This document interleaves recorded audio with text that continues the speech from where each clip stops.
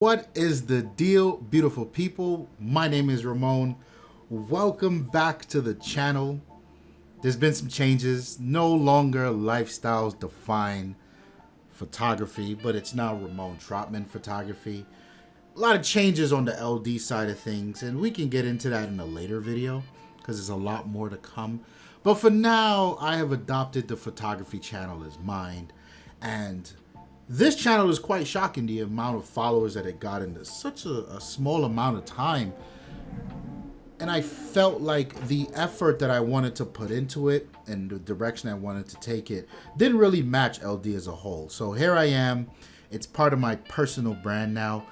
And personal brand is actually a good bit of this video, this topic. So kind of to catch you guys up to speed in what I've been doing, because it's been some time since you've seen me. I'm a married man now.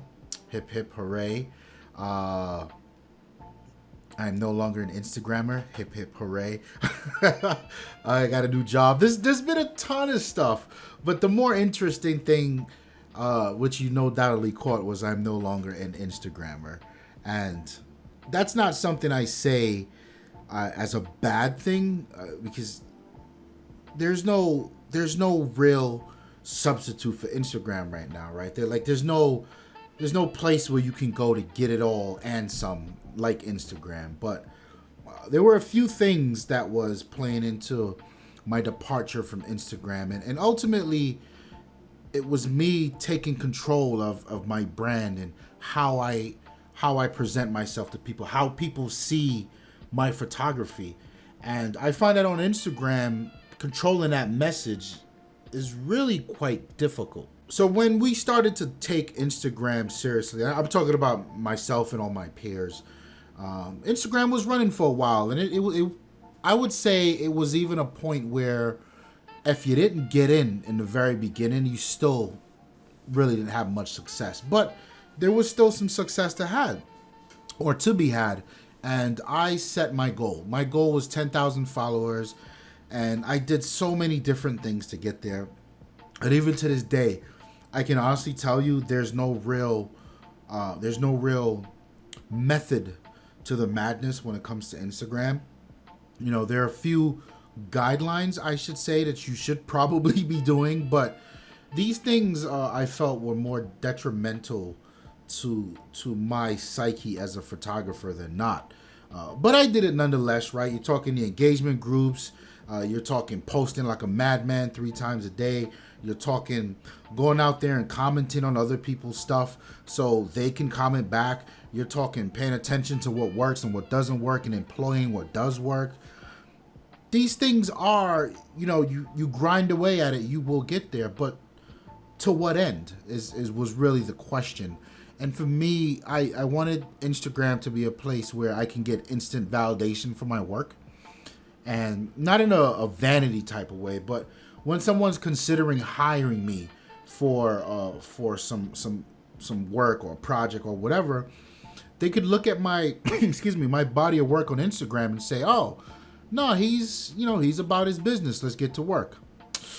Wishful thinking, that was not the case. So going back to the original thought of Instagram, it was about, for me at first, before we started to dive into the business end of it and everyone wanted to be an influencer and get flown out to different places to use these new cameras, it was really about inspiration, right? Because I was so young in my career as a photographer, you kind of look for inspiration. And really, if I'm being honest, inspiration means copying the shit out of everything you see.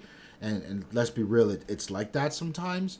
So you start to look for things that are working on the platform, people that are successful. What are these people doing?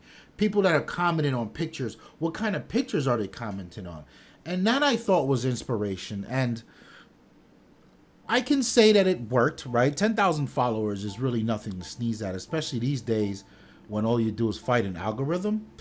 But the inspiration was totally not authentic to me. I'd find myself staring at other people's work and then be like, whoa, this is why I'm not successful, because I'm not employing or imploring these teal and orange tones, and now you're down this rabbit hole where you need to learn how to edit teal and orange, and then 2 months later you pull it back and figure out what an idiot you were. You can't learn how to edit teal and orange. You got to shoot for teal and orange, right?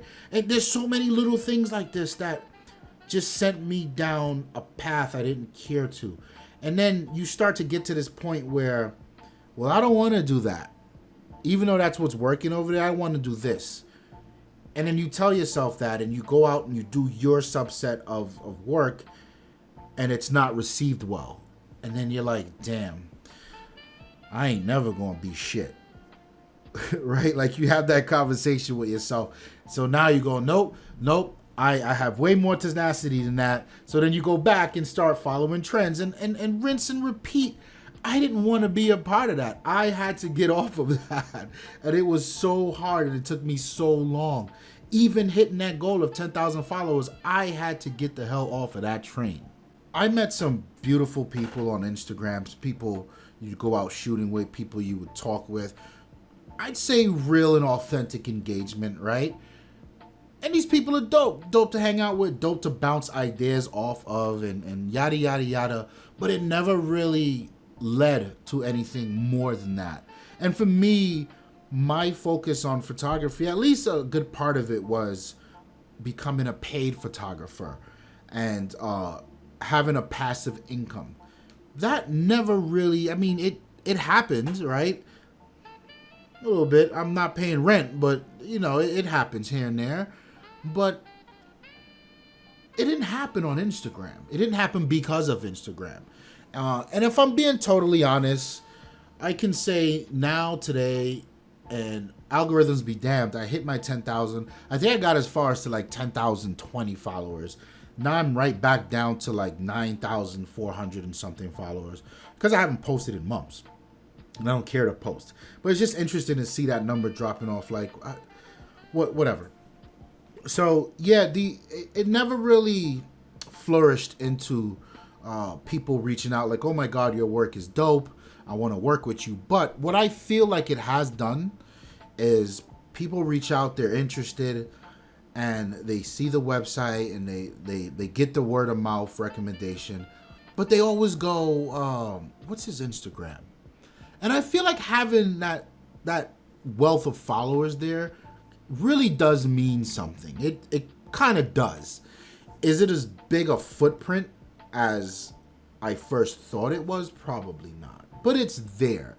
So I'm still in this weird space where I can't tell you not to hop on Instagram, or I can tell you to hop on Instagram. Like, it kind of depends on what you're going for. But for me personally, my experience in my photography career and where I want to take it, I'll say that it helps a lot more than it hurts. But the road totally was not worth it. Take from that what you will. So I decided I'm not fighting with algorithms anymore. I don't feel like being punished if I didn't post a specific day because I just wasn't feeling it, right? Like, I don't feel like keeping up with the Joneses. And I don't feel like waking up every week and watching videos, YouTube videos from influencers aspiring to be influencers talking about the algorithm change. Like, that shit is for the birds. Like, I don't care anymore. And I decided, looking at my Instagram profile, you check out my Instagram profile. I'm actually looking for feedback, so you tell me what you think there. I didn't think I had a bad body of work, but I spent so much time obsessing over what I could do within the constraints, the confines of Instagram, that I was just losing it. I had no control. And I woke up one morning, you know what? Fuck this. I'm doing my own. I'm taking back my power. And I decided to focus heavily on my website. So a few things really played a big part in that. For instance, on my website, I get to really construct the galleries of my work how I want them and separate them how I want them. So if you go on my website now, you'll see I've got a portfolio for my professional work. I've got a portfolio for my creative work. I've got a link directly to my gallery. I'm sorry, to my workshop, more on that later. And then I've got a link to my blog where I'm very active. So I get to show you, whoever lands on that website, who I am and how I am, and I get to drive that message home. So that was a big deal for me. It was sort of taking back my power, and I don't, I don't get the amount of views or eyes on my work as I post on Instagram. I post on Instagram, I can get anywhere from 400 to 1,000 likes, 20 comments or so, and that's cool. None of that traffic made it over to my website, so I'm starting from scratch again. But the point is, I'm in control, and that I felt is what I needed with my work. I also put a lot of work into SEO, so things like Google, Bing, blogging is a big part of that, where every week, at least once a week, I try to release a blog, and it may be a short article on a camera, or maybe a blurb about a picture that I took. Like, I try to keep it active because these things are SEO friendly, and this signals to the SEO gods that, hey, here's a site that's active in this particular genre. So I'm trying to pull it from all angles. And then, yes, of course, this YouTube channel is a part of that. These videos will also go on the blog. And that's another avenue, another signal that, I am or should be a go-to force for this photography genre. And not everything I do on the blog is going to be related to portraits of clients or product photography. That's not the case. But the case is photography, here's where I am. And I think it's important to really control that message from an SEO standpoint. So a lot of energy went into doing that as well. And I think in the long run, I'm looking for 3 to 4, 6 months down the road, it'll pay off a lot farther actually than Instagram ever had. And then there's getting my name out there. So I've been reaching out to a lot of magazines, a lot of local magazines, a lot of street photography magazines, portrait, just saying, hey, my name's Ramon. I'm a street photographer, portrait photographer from Brooklyn. Here's a link to my portfolio. Here's a link to my YouTube. And then here's a link to my Instagram. Right, and the hopes is that they'll say, okay, you've got something going, let's work. And I'm just saying, hey, I exist. What do you have? Do you have any opportunities? Is there a project that you got on the docket that you're looking for a photographer to execute? Or even here's my personal project. I'm working on a few projects on the side. So when those are done, I want to be able to go back to these people I'm reaching out and say, hey, here's this project I told you about. Here it is. What do you think? You want to talk? You want to see how we can move forward on a collaboration, a partnership, whatever the case is. So for me, I feel like taking the focus away from Instagram and putting it into my own affords me a lot more of these opportunities, especially when I'm leaning in the direction of traditional media. These are the chains, these are the paths that they recognize, right? And it's cool that you got 10,000 followers on Instagram, but do you have a website? Do you have a clear and concise thought and vision for your work?